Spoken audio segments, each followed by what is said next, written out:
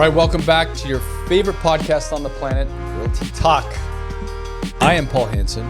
I'm going to start bringing up my nickname, Paul Fix It All, or Paul Double You've Click. accepted it sounds like. Yes. It only took how many segments? Like 30. 30 segments. Okay. I was trying to fix it, but I You couldn't. Yeah. And to my right, we have founder CEO of Innovate Realty, Suzanne Cini. Yeah. And she is the queen of the closing table. So we have a jam-packed list of items to talk about today. It is early February in beautiful Southern California. I think before we talk about anything, we have to talk about the weather. When you said beautiful Southern California, all I could think of is like all of the jokes about how everyone else in the country is suffering except for California. Yes. Because it is really, I'm not trying to rub it in at all, but it is fantastic. Like it was a beautiful weekend. I would like to take this opportunity and the platform that has been given to us to call out a very special friend of mine. I'm not going to say names, but for the last 3 or 4 years, and he's very political. He lives in Nashville, and we talk maybe once a month, and he's like, oh man, how is it living in that dumpster fire, LA? Like how many homeless people are in your backyard, all this stuff. And last week, he had the joy of being without power for like 4 or 5 days, and trees were exploding in Nashville. Yeah. So I called him and I said, hey buddy, it's 75 and sunny. How's your day going? I didn't preface it with anything else. And he said, I hate you. Don't talk to me. So for all the haters out there in the United States, Southern California today it's actually a little hot. It might be close to 80. Yeah. It is February. Yeah. And for everyone that's asking, why do you live here? That is why. This is why. Yeah. This is what we pay for. Yes. Yes. Okay. Well, I do feel like that has impacted a lot of things that have been going on recently. It feels like everyone else is maybe at a bit of a standstill, but not here. Yeah. I mean, there's some interesting, like going straight into market, new year, national homebuilders are not in a good shape. That Q4, I think one of the larger national homebuilders was down 33% year over year. January appears to be the same. But California's a little bit different. They said that their inventory here is only 18% down from the rest of the nation. So maybe California is just a bit more resilient when it comes to pricing. It does make sense because, inventory is a little bit more constrained here. But it's been a very bizarre, I would say, first 30 days of the year. Yeah. We've seen a ton of activity on investment grade transactions. So it's been very difficult for buy house to purchase new properties or new inventory. Right. Hasn't been difficult for us, but we've been competing, I guess is the way I would explain it. A lot of people had their New Year's goals to I gotta go buy the a ground flip. running. Yeah, exactly. Yes. But on the resale side, it's been really good. Yeah. Traffic is probably up 30 or 40% at open houses. We brought a property back, multiple offers, 3 offers, 4 offers, over ask, short contingency windows, exceeding underwriting from, a performance standpoint. So it gives us a lot of confidence. And it's an area, that specific property is in an area where we were cautious essentially. Right. Feeling really good. Yeah. Interest rates are at a 3-year low. So 6.1-ish on a 30-year, basically. And you can get lower if, you're buying it down even slightly. So definitely movement that we're seeing with buyers that were kind of on the sidelines. And typically, I would say from previous Januaries, at least, again, speaking of California, I don't know how this is going in Nashville, but typically in January, people come back to market, but not what we're seeing. We're seeing a larger influx of buyers enter into the market because I think they've just been waiting for so long. So with interest rates at this 3-year low, we're definitely seeing some movement and more buyers realizing, this is probably it. The Feds met this week. They didn't drop the rates. So, pause. Here we are. I think I mean, can rates get much lower than this? I mean, maybe a small amount, but I think this is where we're going to stay. And I think that buyers and sellers are kind of coming to terms with where rates are going to be. Yeah. Yeah. I mean, I think look, we're going to see a new Fed chair at some point here. Yeah, very soon. And, who knows what that's going to look like. I mean, I think Uncle Trump is on a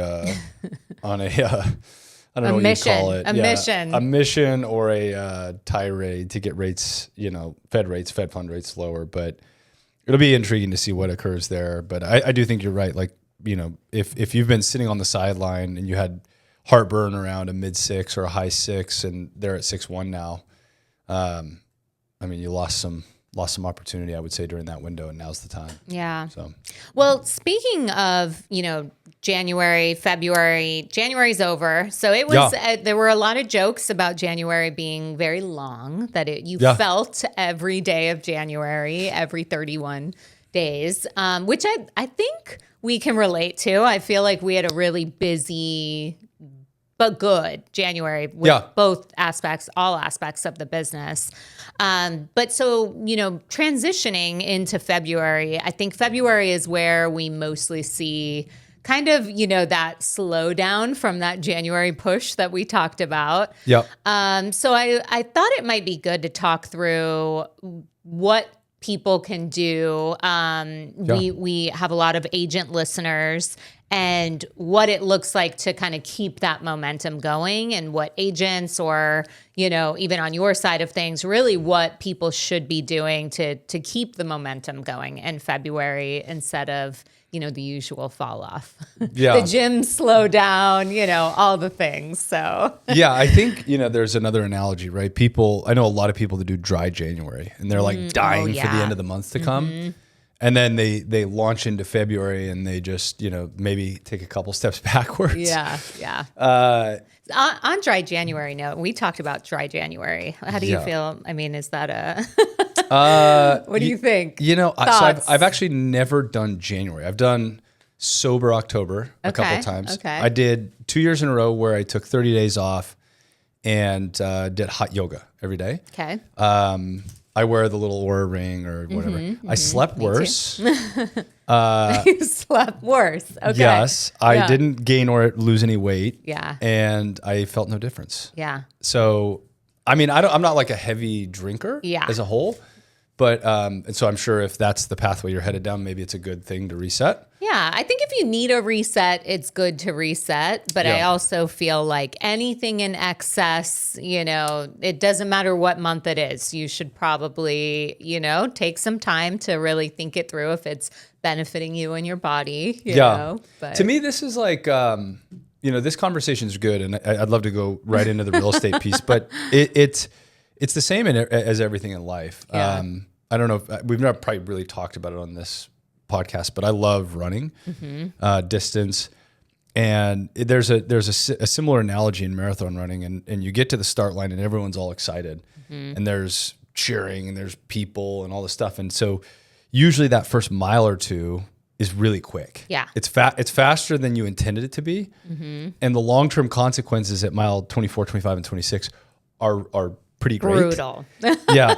And so in distance athletics, like whether it's running or swimming or triathlon, we would call it back halving a race, where you split the race into two, and your production or your performance is actually better in the second half than the beginning half. Right. And when it comes to like personal performance in a business environment, I feel like months and quarters and years, like putting stamps and timelines on things can be kind of unhealthy to a certain degree, because this could happen where you come out firing in January and then you slow down in February and you're kind of going back and forth. To me, what we're really talking about is how do you build, a system of accountability for your actions that you can reproducibly execute as an individual. Yeah. And it doesn't matter if you're a realtor or an escrow or an investor. When you wake up today, you're going to have 24 hours to go and do all the things that you need to do. So you might sleep for 8 hours, right? So now we've got, holy smokes, 16 hours. What are you going to do for 16 hours to be productive? And I think that a lot of people will find when they look backwards in the day, they dropped the kids off at school, they went shopping, they worked for 8 hours, but the byproduct of that time was nothing, maybe. Right. Like there were no actions during that actual 8 hours of work that produced the net intended result of a listing or a buyer's contract or a show, whatever it is that you want to go out and do. So I think what we're really talking about, at least in my head, is how do you build a plan that is unique to you, that is going to help you improve as an individual down your career pathway. I think you nailed it. It's about planning, but it has to be sustainable, right? Yeah. And I think that, January, as we said, you're seeing more competition and it's like everyone comes out guns blazing. But if you don't have a plan that's going to be consistent, that you can hold yourself accountable to, but also that you can do, then you're setting yourself up for failure, right? So I think from an agent perspective, we're looking, what we usually see is that, as the months go on, you see these top producers still being consistent and still putting in the work. I'm talking to agents every day. And so I hear it all. We have an agent in our La Jolla office right now that's doing 30 open houses for 30 days. One a day. We've talked to agents before that he was going to do 100 open houses. And so, but it's all about the plan, right? Like you can't just show up and say, okay, now I'm going to work 30 open houses. Like you have to do the work to find those open houses and reach out to all the agents and do all the things to prepare and make that happen. So I think the beginning piece of that is you have your plan, but you have to prepare for, what that actually looks like, put it on paper and then execute. Yeah. I mean, I think being busy is, it makes not necessarily even just commission, employees or people. Like if you're a commission-based contractor, being busy, it makes you feel productive, but it doesn't necessarily mean you are being productive. Right. Even an employee at some business that's, working hourly, being busy on things makes you feel productive, meaning you feel like you're creating value. But most people aren't. Like busy a lot of the times doesn't mean value creation. So I mean, what can agents do?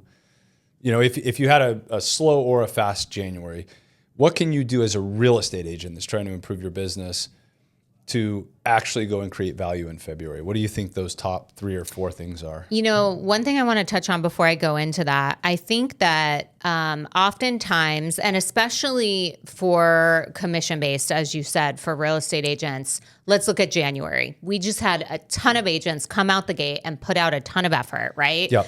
Now we hit February and maybe they don't have anything to show for it yet. And so I've actually had quite a few conversations with agents that are like, man, I'm showing houses, I'm working so hard, and I've had XYZ happen, and it just hasn't come across the finish line yet.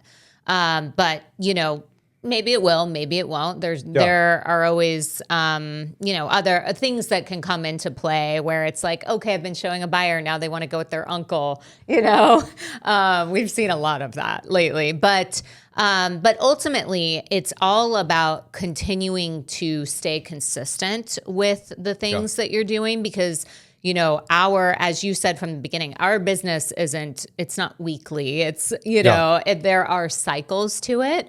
So I think the number one thing that you can do is stay consistent. The last thing, and have a positive attitude while you're doing it, because you being like, okay, we're not, I just did all this work and now I'm not going to get anything out of it. You're not going to get to where you need to be. So I think having a good attitude and staying with the task and understanding what your industry is super, super important. But the other thing is using your resources, using the resources you have. So for us, I mean, I'll speak to Innovate briefly because marketing is everything for us. So I might be a little biased, but I think that we have the absolute best marketing team in the business. Yeah. I think we have people that are connected to real estate, but also to marketing. So they understand how to do both and what agents actually need. And marketing is not, I had a conversation with an agent today that, it's not about, ego, which we talk about a lot. It's not about, flaunting your brand to make yourself feel good about your brand. It is about measurable results. And when you are, putting content out there, making sure that you're putting content out there for the right reasons with the right action behind it, maybe the right call to action. So I see a ton of people posting on social media, but what comes after that? What did that actually do? So when you are posting on social media, do you have a proper call to action in place to make sure that people are reaching out to you afterwards? So I think marketing is the big thing, but it's about the steps that you take, and the why behind the marketing. Yeah. I think a lot of agents need that path for not just sprinkling, marketing everywhere. I think you have to be targeted in your approach. And I think it's really important to have the support and the people behind you to get you there. Because like I say all the time, I didn't sign up actually my background is in marketing, but, I didn't sign up for that as a real estate agent, right? Like I didn't sign up to be on social media all the time and be in the spotlight and be on a reality TV show. Like the things that we have to do as agents now, you need support and you need help. Yeah. So I think recognizing what you need and, taking that forward. So. Yeah, I think from, an investor side, the actions that you take, I go back to really more measuring the outcome from the actions that you previously took. So we speak with other investors all the time. I want to go and do 10 deals this year.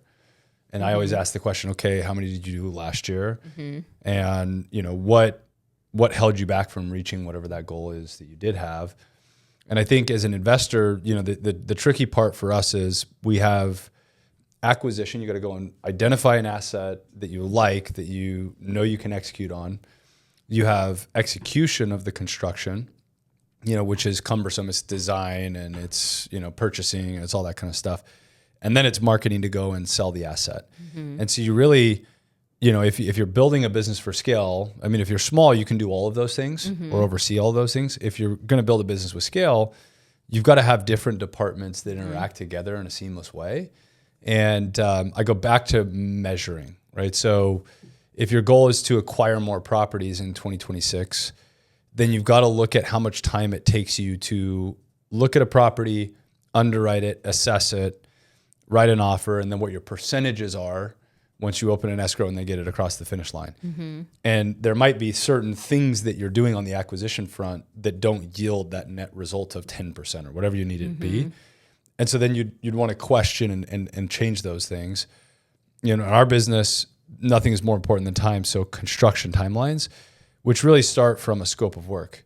I see a lot of flippers, and I talk to a lot of flippers all the time that they look at a property and they've done it a while. They've done 2 a year for the last 20 years. And they're like, wow, this looks like about $150,000 rehab. And I'm always like, holy smokes, how did you get to that? Most people that have done it a long time can generally guess pretty close. But if you don't have a very detailed scope of work down to the penny of what you think you're going to spend by scope item, and then add some contingency, then you're likely going to set yourself up for failure because you'll find something that you didn't know about. And then you'll have to go and add that in and fix it. And then really a plan around who that agent's going to be to go and list and sell it and the time required to go and get that done properly. And then when you sell an asset, looking back and say, okay, here's what I thought was going to happen. And then here's what actually happened. And that's where I think all of the value gets created for an investor. So if you're stuck on the sideline wanting to become an investor, my argument is always go do one. Yeah. Have a plan, go do it.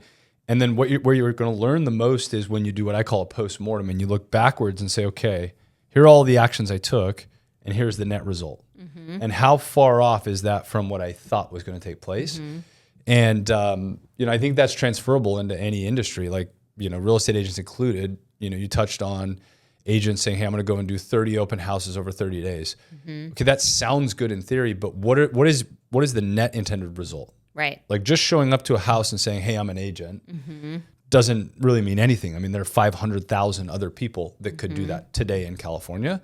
So are you trying to generate one lead or one good contact? Let's say that was the goal. I want to go and generate one good lead on 30 open houses in 30 days. That would be super measurable. Yeah. At the end of every day, you'd be able to look backwards and say, okay, did I get a lead? And could I, in theory, convert that person to become a seller or a buyer in the next short period of time? If that's the goal and it's that measurable, then I would say, hey, this sounds like an awesome plan. If it's, hey, I just want to go and I'm going to go and post on social media for 30 days in a row and I'm going to hold 30 open houses and I want to make $1 million, I would say that your plan is poopy. Faulty. Yes. Needs some work. February is going to be rough. Yes. If that is the plan. I will say, it's really funny on something unrelated, but that you mentioned and brought up. I can't tell you how many times you have said what your budget is to someone. It could be an agent, anyone, and they have said, oh no, we could totally get it done for less.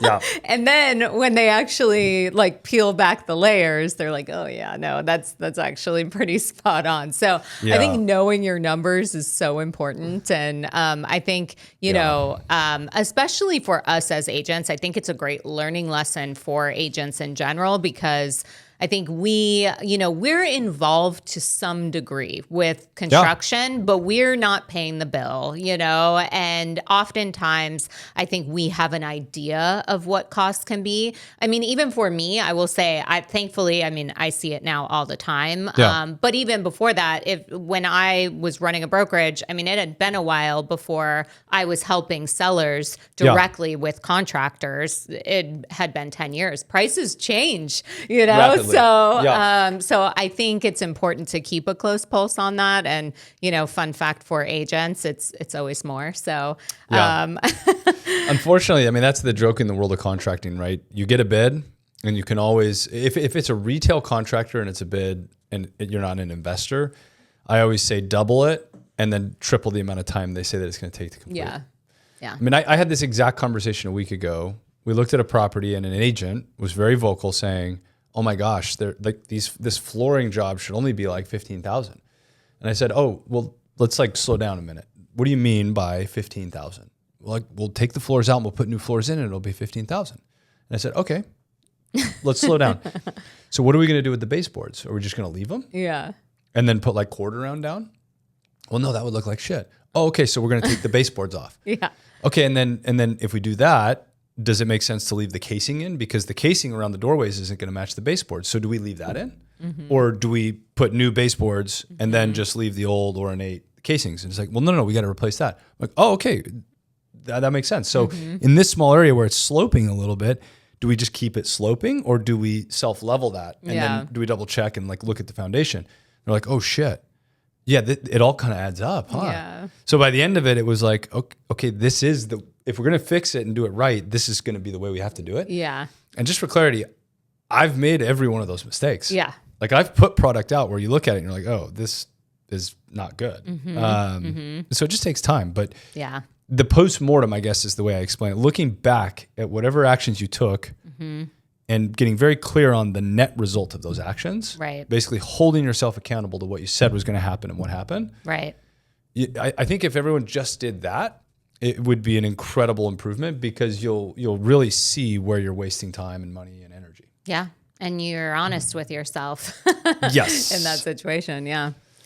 Okay. Well, with that, we have a busy year ahead. And I know Innovate launched and announced that we are opening 4 new offices basically this month. Yeah. We opened an office in December in the South Bay that we're super excited about. And moving into other states, moving into Arizona, moving into Nevada. So big things happening here. Very, very busy. Yeah. Thankfully, we have plans. Yes. And we are executing on these plans. But with that, I'm excited for, what's to come with this podcast this year as well, because I think that, with our growth, we also are learning a lot. And I'm excited to how we can take that to our listeners. Yeah, I think, my goal related to podcast this year is to share what that journey looks like. I think, it's not always easy. So what most people don't understand is that entrepreneurship, I always explain it to people this way. It's the loneliest place on the planet, because when things are going well, it's because of the team that is put in place and their performance. And when things are going poorly, it's all your fault.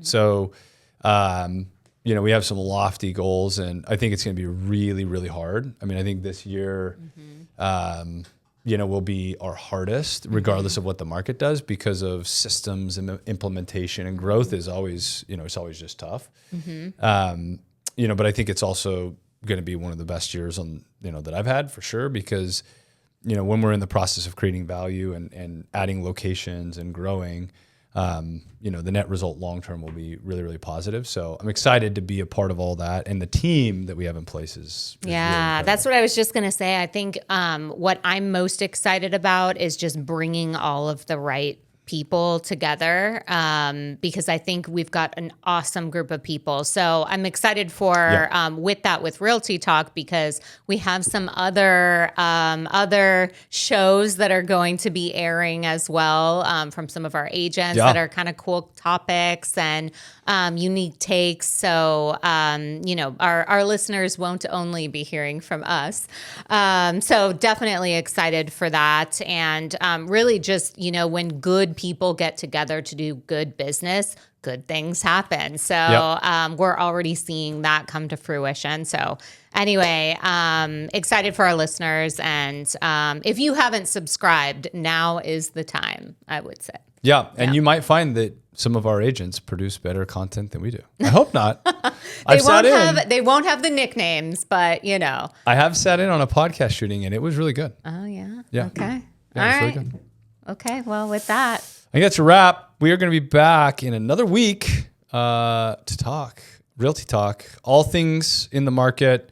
And we'll be talking about more locations than just California, as you just mentioned. Yeah. So we're going to broaden our data points and horizons on more of a national presence on this show. So that's exciting. Cool. We will see you next week. Bye.